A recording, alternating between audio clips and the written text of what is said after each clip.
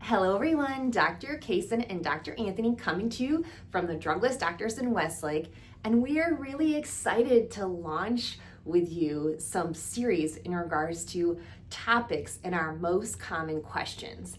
And I know today, Dr. Anthony, this is probably the biggest thing that we get asked about, whether in our office or online, and whether it's email questions or social media. And I have some questions this month that we got asked in regards to with gut health. So the first question, Dr. Anthony, for you is, what are some foods that may disrupt our gut health?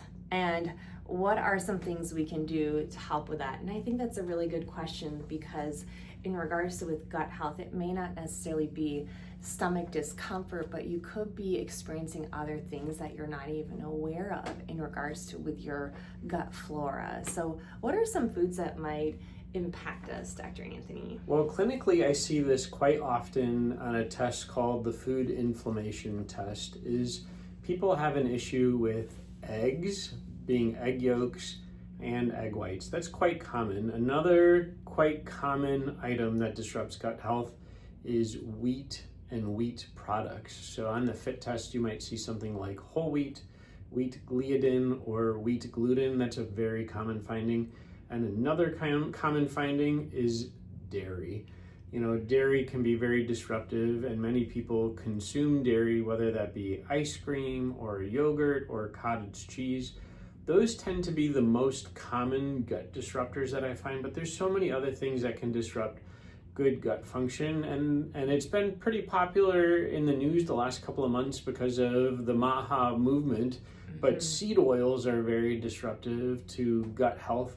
Things like sunflower oil, safflower oil, canola oil, soybean oil, peanut oil. Really, you want to avoid those types of foods. So if you're ever shopping in the grocery store, you really want to be looking at labels and ingredients in order to figure out if the foods that you're consuming have those ingredients. Now, when it comes to things like eggs or grains or dairy, you can certainly go off those on your own. I've done it. Dr. Kaysen's done it. A number of you have done it.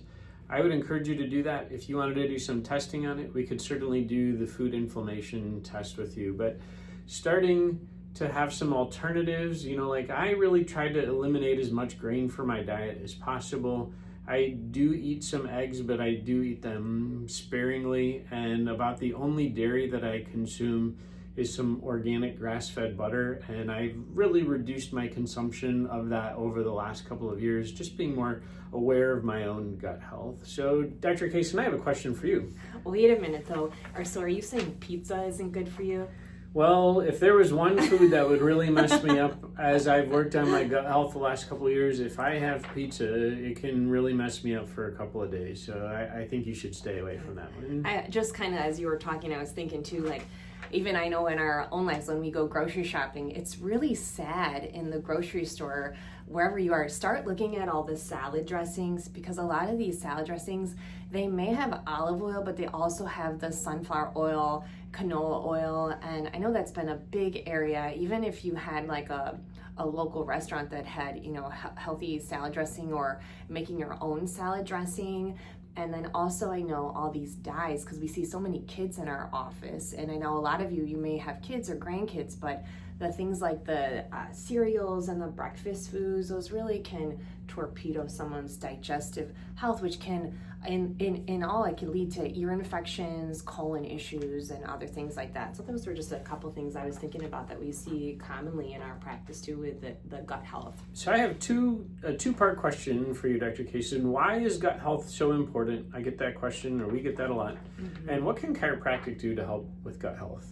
So it's interesting, when it comes to the gut, that's like your second brain. And I know, Dr. Anthony, you have this marvelous organ here, but it's interesting because as we're looking at your tissues here, your gut flora, this happens when you're a kid. So commonly when babies are born, if they were not a vaginal birth process, a lot of times they don't have that healthy flora that they're exposed to. So you may have a compromised immune system, ear infections. I think a big thing we see, Dr. Anthony, is history of antibiotic use, or UTIs, yeast issues, fungus on the toes.